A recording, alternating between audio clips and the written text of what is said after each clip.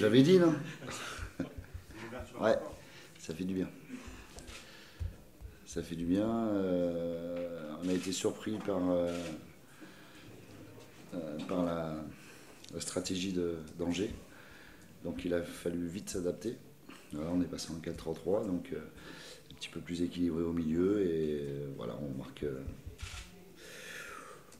on marque un beau but. Ça nous permet d'avoir plus d'énergie, plus de confiance. Et puis derrière, on a été un peu plus patient. Ici en première mi-temps, on a pas mal enfin pas mal, on a quelques ballons de contre à mieux amener. On précipite un peu trop les choses.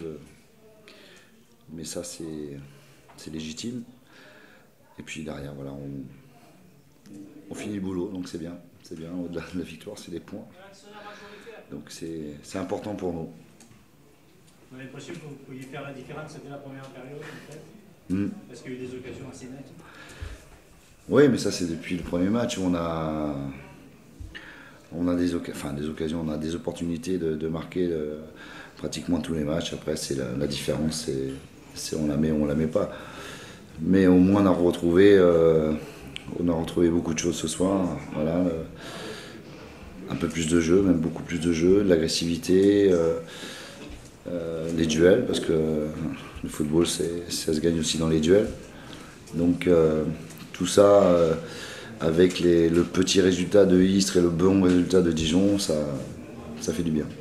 La sortie de Junior, c'est du coaching ou c'est qu'il y a eu un prépa physique? Non, il s'est fait mal derrière la cuisse. Il m'avait prévenu pratiquement 10 bonnes minutes avant. Maintenant on est d'attendre et puis il n'a pas pu. Voilà, donc pas le choix.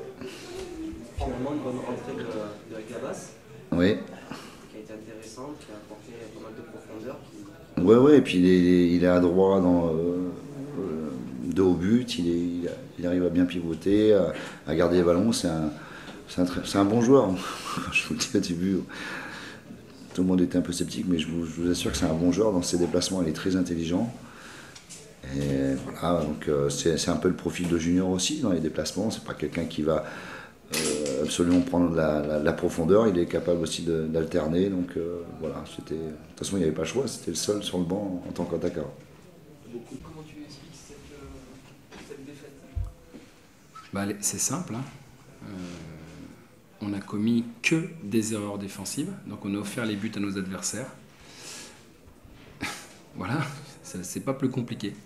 Pas plus compliqué. On avait mis un schéma tactique en place qui était très intéressant parce qu'ils n'arrivaient pas à trouver la solution. Ça nous permettait d'avoir des opportunités sur les côtés.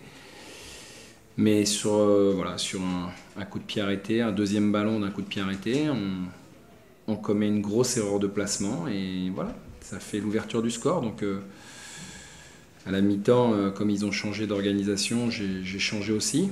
On s'est créé 2 grosses occasions pour revenir à 1-1 qu'on n'a pas su concrétiser. Puis derrière, comme ce n'était pas suffisant, on leur a offert l'opportunité encore sur deux erreurs individuelles, la possibilité de nous tuer.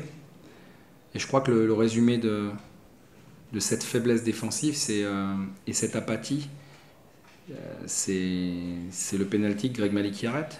Voilà, il repousse le ballon, il n'y a personne qui est là il n'y a pas un qui bouge pour venir l'aider. Donc bon, voilà, à un moment donné, on n'a que ce qu'on mérite. Tu es déçu par tes joueurs? Je suis déçu pas sur la manière, parce qu'on n'a pas été, le score me paraît sévère. Franchement, 3-0 c'est lourd, hein, ça me paraît sévère. Mais c'est pas ça, c'est la manière dont on a encaissé les buts qui me met en colère. C'est ça qui me déçoit. C'est ça. Pour le reste, on sait qu'on est dans une situation difficile, on a du mal. Mais on n'a pas vu une équipe ce soir c'est un secteur qui a été encore une fois totalement déficient, quoi. Totalement déficient. Donc évidemment, alors après c'est toute l'équipe qu'on juge et qui dit qu'il était à travers, mais c'est pas le cas. C'est pas le cas. J'ai pas vu une équipe à la dérive. J'ai vu une équipe qui a commis des grosses erreurs à des moments importants du match. Et donc l'adversaire on a bien profité. Donc voilà. C'est ça qui me met en colère. Et ce soir, c'est vrai que je suis en colère contre les joueurs parce que j'estime qu'on ne se comporte pas comme une équipe qui a des prétentions. Pas du tout, quoi. Pas du tout. En ce moment, vous êtes sur une spirale négative, un peu comme Dijon. C'est quoi Ouais, c'est la fatigue ou c'est peut-être. Je sais pas, je vous dis, quand on est à 2 buts de moyenne sur les 5 derniers matchs encaissés, on peut rien espérer. J'ai dit, soit on fait match nul au mieux, soit on perd. Donc ce soir on a perdu, parce qu'on a pris plus que d'habitude, on a pris 3. À la mi-temps, vous avez dit ça? Non, je me suis pas dit ça à la mi-temps. C'est vrai que c'est récurrent, ces petites erreurs qui amènent des buts depuis quelques temps. Il n'y a pas d'explication à ça. Mais non, parce que c'est des erreurs individuelles. Ouais. Donc le problème des erreurs individuelles, c'est qu'une fois c'est un, une fois c'est l'autre, une fois c'est un autre. Mais à un moment donné, voilà, pour jouer en Ligue 2 et surtout pour avoir des ambitions, il faut atteindre un certain niveau. Et ce soir, j'ai pas peur de le dire puisque je l'aurais dit, ce soir, défensivement, on n'avait pas le niveau de Ligue 2. Je parle même pas du haut niveau de Ligue 2, je parle du niveau Ligue 2. On n'avait pas le niveau. C'est tout. C'est toujours plus frustrant, tu en avais parlé cette semaine, quoi. Non, on a travaillé, on a. Voilà, à un moment donné.